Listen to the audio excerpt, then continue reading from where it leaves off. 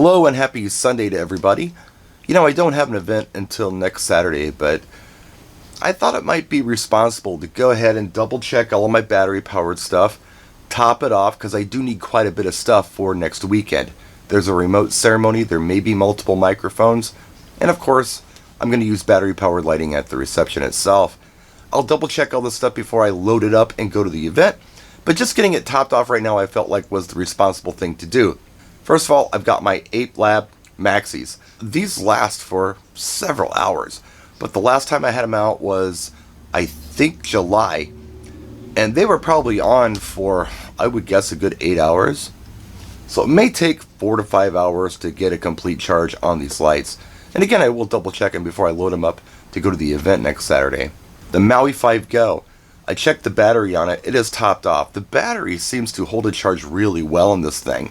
But I've got 4 bars on it, and they say that you can run this speaker at 120 decibels or something like that, or maybe 110 decibels for like 5 to 6 hours. I'm only going to run it for maybe an hour and a half at a much lower level at a ceremony, so I think it's okay. But it's here and ready to go if I feel like I need to give it a top off before I go and do the event. Then I have my little lithium-ion power pack from Colorado Sound and Light. I use this to power my DC microphone receiver. So if I've got wireless microphones and it's a remote ceremony, I don't have to worry about power for the microphone receiver. I could just use one of these guys and it'll power that receiver for probably about 10 or 12 hours. Just topping it off. When that red light turns green, that pack is charged. And I gotta double check this, I may need 2 wireless microphones at this event. Although you can power 2 wireless microphones off of this lithium-ion power pack, I discovered last fall that when I try to do that with the same power pack, it causes interference. So I've got this Omar's pack that Howie turned me on to. I can use this as a second battery for the second wireless microphone receiver. And you can see I've got the third light flashing. There should be 4 solid. When you've got 4 solid, you're charged.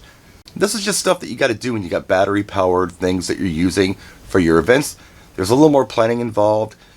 I would never charge this stuff when I'm asleep. I would charge it when I'm awake. It's just kind of safe that way. The batteries are pretty stable, but they're at their least stable, I guess, during the charging process.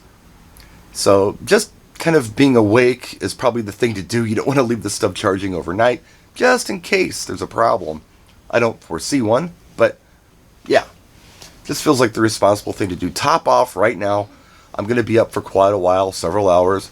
Should get all this stuff topped off. And then, like I said, before I go do the event, I'll double check everything. So anyway, just some gig prep that I'm doing with battery powered stuff.